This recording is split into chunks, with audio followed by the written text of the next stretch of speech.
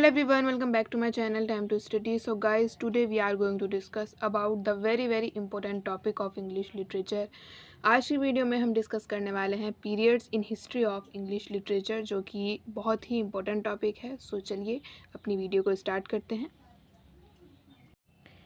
ये मैंने आपको चार्ट के थ्रू समझाने की कोशिश की है. आई होप सो आपको बहुत अच्छे से समझ आएगा ये सभी कुछ, क्योंकि अगर हम चार्ट के थ्रू समझते हैं तो हमें अच्छे से चीज़ें समझने में आसानी होती है. तो चलिए सबसे पहले अपने जो पीरियड्स हैं उनके बारे में थोड़ा सा जानते हैं और स्टार्ट करते हैं. तो गाइज़, हमारे जो पीरियड्स हैं इंग्लिश लिटरेचर के वो यहाँ से स्टार्ट होते हैं. तो periods in history of English literature, जिसमें हमारा फर्स्ट आएगा ओल्ड इंग्लिश, जिसका टाइम था 450 AD टू 1066. तो ये हमारी हो जाएगी ओल्ड इंग्लिश, जिसे एंग्लो सैक्सन पीरियड भी कहते हैं, इसे इस नाम से भी जाना जाता है. नेक्स्ट आएगा हमारा जो पीरियड है वो है मिडिल इंग्लिश, जिसका टाइम था हमारा 1066 टू 1500, जिसकी हमारी दो जो सब हेडिंग कर रखी है मैंने, टाइम स्पेंड है, इसको दो नामों से और जाना जाता था, जिसमें एंग्लो नॉर्मन ये भी इसी में आ जाता है, और एज ऑफ चौसर, क्योंकि जो 1066 टू 1500 का टाइम था उसी में चौसर का भी बर्थ हो जाता है, और उस एज को हम जो उसके बाद का उन्होंने सब लिखा था, ये सब कुछ किया था, तो उसे हम एज ऑफ चौसर के नाम से भी उस टाइम को जानते हैं. तो इसमें से ही ये दो टाइम्स भी निकलते हैं, जिसे एंग्लो नॉर्मन और इंग्लिश एज ऑफ चौसर कहते हैं. ओके, ये मिडिल इंग्लिश में से निकलते हैं.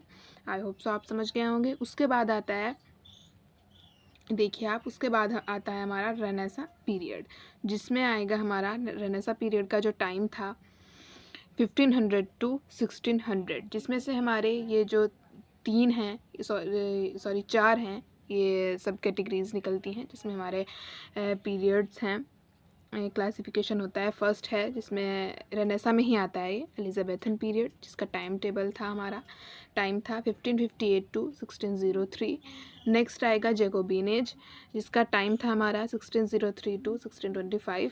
नेक्स्ट आ जाएगा कैरोलाइन पीरियड, जिसका टाइम था 1625 टू 1649. एंड नेक्स्ट और लास्ट हमारी इसी की जो सब पीरियड था वो था प्यूरिटन पीरियड, जिसका टाइम था हमारा 1649 टू 1660. इसी के साथ हमारा रेनेसा पीरियड कंप्लीट था.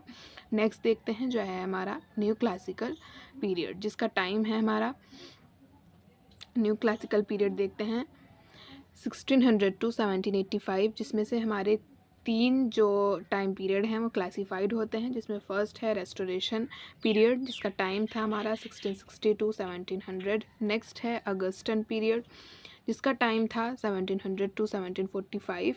एंड थर्ड हमारी जो सब है कैटेगरी निकलती है वो थी हमारी, आपको यहाँ पे आई थिंक नज़र आ रहा होगा, एज ऑफ सेंसिबिलिटी, जिसका टाइम पीरियड था 1745 टू 1785.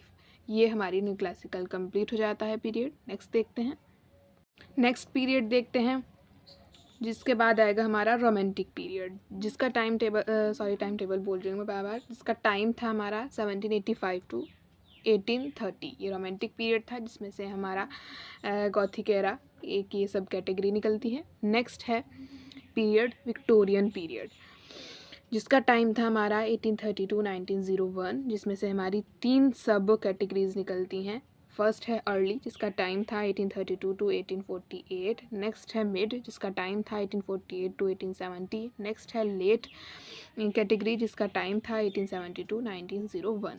इसी के साथ हमारा विक्टोरियन पीरियड कंप्लीट होता है. नेक्स्ट आ जाएगा हमारा मॉडर्न पीरियड, जिसका टाइम था 1901 से 1945, जिसमें से हमारी तीन सब कैटेगरीज निकलती हैं, टाइम पीरियड्स निकलते हैं. इसमें आएगा हमारा एडवर्डियन पीरियड 1901 टू 1914, इसका टाइम स्पेन था.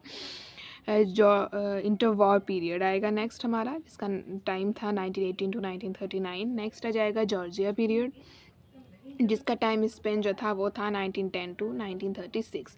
इसके साथ हमारा मॉडर्न पीरियड कंप्लीट होता है. नेक्स्ट आ जाएगा और लास्ट है हमारा पोस्ट मॉडर्न, जिसका टाइम था हमारा 1945 टू ऑनवर्ड्स, यानी कि जो अभी भी चल रहा है. तो इसी के साथ हमारे जो इंग्लिश लिटरेचर के हिस्ट्री के पीरियड्स थे वो कंप्लीट हो जाते हैं। आई होप सो आपको बहुत अच्छे से समझ आ गए होंगे। ये जो मैंने चार्ट के थ्रू आपको समझाने की कोशिश की है आपको बहुत अच्छे से समझ आ गए होंगे, क्योंकि गाइज़ अगर हम ऐसे पढ़ें कि ओल्ड इंग्लिश ये थी, रेनेसां पीरियड, मिडिल इंग्लिश ये जी ऐसे करके पढ़ें तो हमें इतना जल्दी से याद नहीं हो पाता। बट अगर हम ऐसे चार्ट बना लें, चार्ट के थ्रू हम समझने की कोशिश करें लाइन वाइज के पहले ये पीरियड आया, फिर ये पीरियड आया, फिर ये, तो ऐसे हमें समझने में काफ़ी आसानी होती है। इसलिए मैंने आपको चार्ट के थ्रू समझाने की कोशिश की है। आई होप सो आपको बहुत अच्छे से समझ आ गया होगा। अगर आप स्क्रीनशॉट लेना चाहते हैं तो आप स्क्रीनशॉट ले सकते हैं।